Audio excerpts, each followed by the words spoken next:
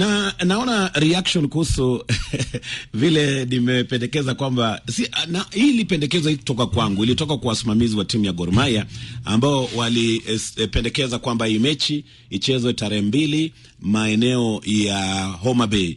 Na ni kwa sababu venue zote za kuweza kuandaa mechi kama hii ziko available.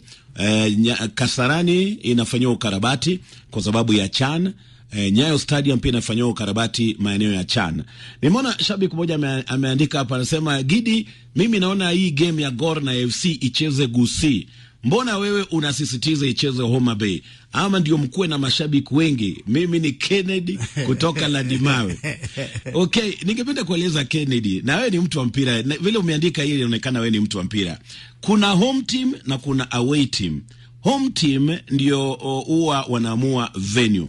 Ile dabi ya kwanza ilichezwa Nyayo na AFC Leopards ndio ilikuwa home team. Kwa hivyo by that time AFC Leopards Nyayo Stadium ilikuwa available, na ndio maana AFC wali host maeneo ya Nyayo Stadium. Kwa hivyo Gor ilikuwa ni away team na AFC ndio ilikuwa home team. Lakini hii dabi nyingine Gor Mahia ndio home team.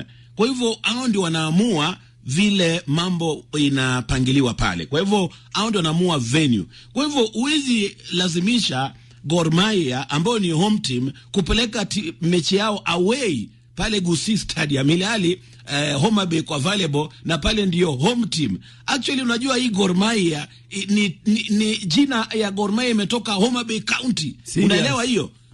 Maeneo ya Ndhiwa, maeneo yaitwa Kanyamua, hapo ndio Gor Mahia asili. Hiyo ndio origin ya Gor Mahia. Kwa hivyo kupeleka dabi pale Homa Bay itakuwa ni kama kupeleka spirit ya Kogalo nyumbani. Spirit ya Kogalo nyumbani.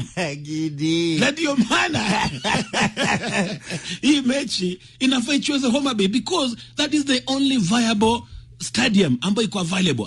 Hakuna place nyingine tena. Amepeleka wapi bwana Mleo? Nilikuwa Nyayo. Ukarabati umeanza tena, si ndani ya stadium. Hata ndani ya stadium unajua walikuwa wameshatoa ile tata ambayo ya kukimbilia pale. Sasa wakaleta carpet nyingine ya replacement, lakini wanaona kwamba hiyo time hawataweza kufanya hivyo. Kwa hivyo kwanza hiyo ni la kwanza. La pili, unajua ile perimeter fence ya Nyayo nilikuambia kulingana na CAF lazima iongezwe. Iwe perimeter iko juu. Kwa hivyo utapata kuta zilishatolewa. Nyayo ukipita saa hizi zile kuta hamna. Wameanza construct a new wall pale. Wanatengeneza wall. Yes. Na pia jana nilikuwa na maafisa wa CAF ambao wako hapa nchini kuinspect mambo vile yanavyokwenda. Na unajua wao wenyewe wakishasema hizo venue mbili mwezi tumia, there is nothing you can do. Kwa hivyo karabati utaendelea. Na mimi nakubaliana kwa sababu ukipata ukiangalia Gor Mahia